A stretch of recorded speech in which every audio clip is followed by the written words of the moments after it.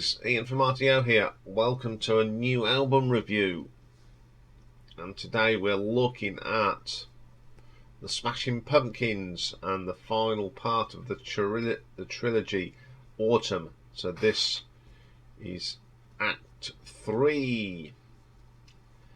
So we've covered both Act 1s and Act 2. It seemed ages ago since we did them, but finally we get Act 3. So the band is still same people. They must have all recorded them all at the same time. We've got Billy Corgan on vocals, guitars, bass guitar and keyboards. Jimmy Chamberlin as ever on the drums. James Iha on guitar and Jeff Schroeder on guitar. So Act 3 opens up with a track called Sonjona. I loved the start of this. The keyboard is really good. And then you get these strings coming in, and then Billy's distinctive vocal with that sort of wah sound, which is great. It's very, very simple song, a long song, but very, very good. Next up, That Which Animates the Spirit. Good track again. There's some nice guitar work on here. It's quite got a heavy sort of guitar on it, and it's sort of ambient at the same time, which is a strange thing to say, but it really is good. Then we get the Canary Trainer. This one's pretty good as well. Not as heavy as the previous track, but it's got some ambient keyboards and a great vocal from Billy. He is singing as strong as ever on these 3 albums. Then we get Pacer, very keyboard orientated, but it's good. Not very. That's what I like about these autumn albums. There's a diverse of sounds and textures, and this is one of them. It's a really good little track. It's 5 minutes long, but it's still a very good track. Then we get In Lieu of Failure. Some great riffs on this. This is one of the best tracks on the album.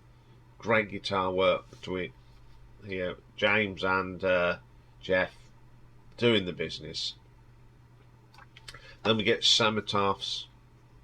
This is a very, very gentle acoustic track. Really like this. Billy's vocal is it's a unique way of singing, and he sort of gives it depth and texture, and he gives it that sort of eeriness, which is really good. Then we get Harmageddon. This is brilliant. Great bass line here.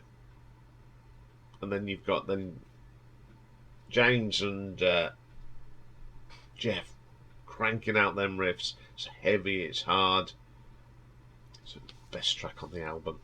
Fireflies. The keyboards on this from Billy are fantastic. Some great drumming from Jimmy on this. I just mentioned Jimmy's drumming throughout all 3 albums has been absolutely amazing. Still as strong as ever. Intergalactic. This is Jimmy at his best. Some great drumming on this. Some nice guitar textures and touches on here. Another excellent track. Spellbinding. Very commercial sounding song, but it's got a nice solo in it. It's really, really strong. And the last track on this one is called Of Wings. I'm not so keen on this one. It's the filler. And I'm glad it's the last track, to be quite honest, because it's not the best track on the album. Okay, Act 3. I think this is a little bit better than Act 2, but I don't think it's as good as Act 1. So I also say this is out of all 3 albums. This is the one in the middle. It's a really good listen. So for this album, I'm going to give it an RTO ranking of 7.7. But okay, now I've listened to all 3, and I've listened to this week. I listened to all 3 straight after each other, and I thought it was a very ambitious idea, but the way they released it in 3 stages is very, very good. You're not bombarded with it all at once. I think it's got 3 different themes, which is, you got with, like an act, and very different styles of rock. We've got some electronic in there, we've got rock and heavy rock, but it's an album that